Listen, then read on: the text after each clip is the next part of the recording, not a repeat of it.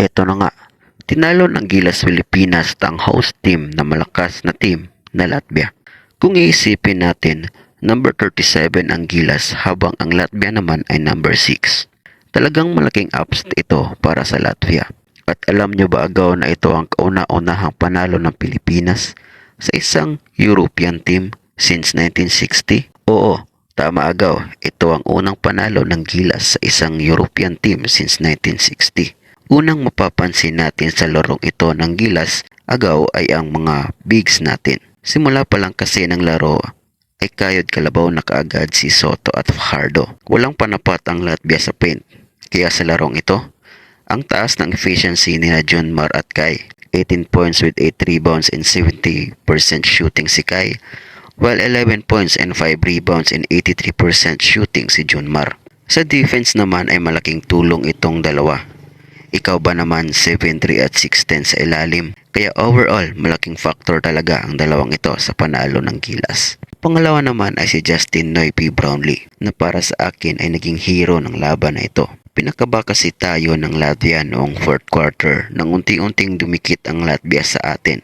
Buti na lang may Justin Brownlee tayo na gumawa noong wala nang gumagawa sa team natin. Hitting clutch shots para ma-maintain ang lamang ng Gilas. Tinapos ni Justin ang laro na mayroong 28 points on 8 and 20 shooting.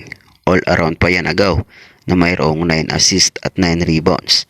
Muntik nang mag-triple-double. Isa pa sa mga nakatulong sa panalo ng Gilas ay ang backcourt duo ni Dwight Ramos at Chris Newsome. Maganda ang pinakita nilang depensa at pati na rin sa opensa. At dahil nga sa pinakita nilang efficiency sa laro, ay binabad talaga sila ni Coach Tim na mayroong tig 33 minutes na playing time sa isang 40 minutes na laro. Dahil nga sa pinakita nilang laro, ay hindi natin ininda na wala tayong natural na point guard sa team. As a team naman agaw ay talagang maganda ang pinakita ng ating team. Buong laro kasi agaw ay hindi nakahawak ng lamang ang Latvia. Mainit din tayo sa shooting at yung main concern sa mga tune-up games natin na shooting ay wala. Ibang storya ang ginawa nila ngayon. Tumira ba naman tayo ng 45 shooting sa 3 at 91% sa free throws. Ayos talaga ang pinakita ng Gilas dito. At sa interior defense naman ay talagang ayos din.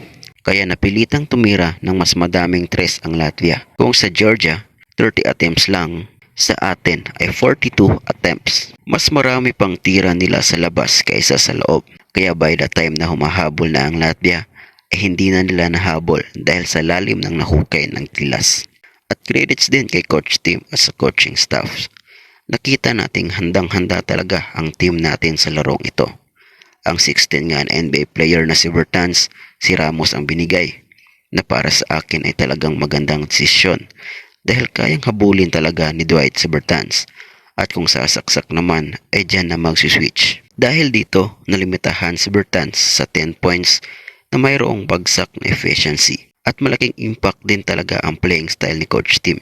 Halatang may opportunity talaga ang lahat.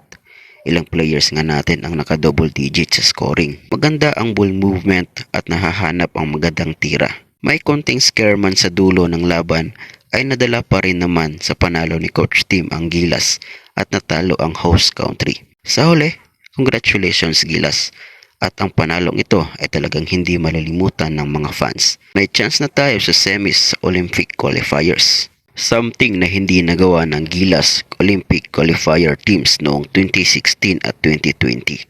In ACR terms, nasurpras na ng team na to ang team noon ni na Coach Tab at Coach Shot.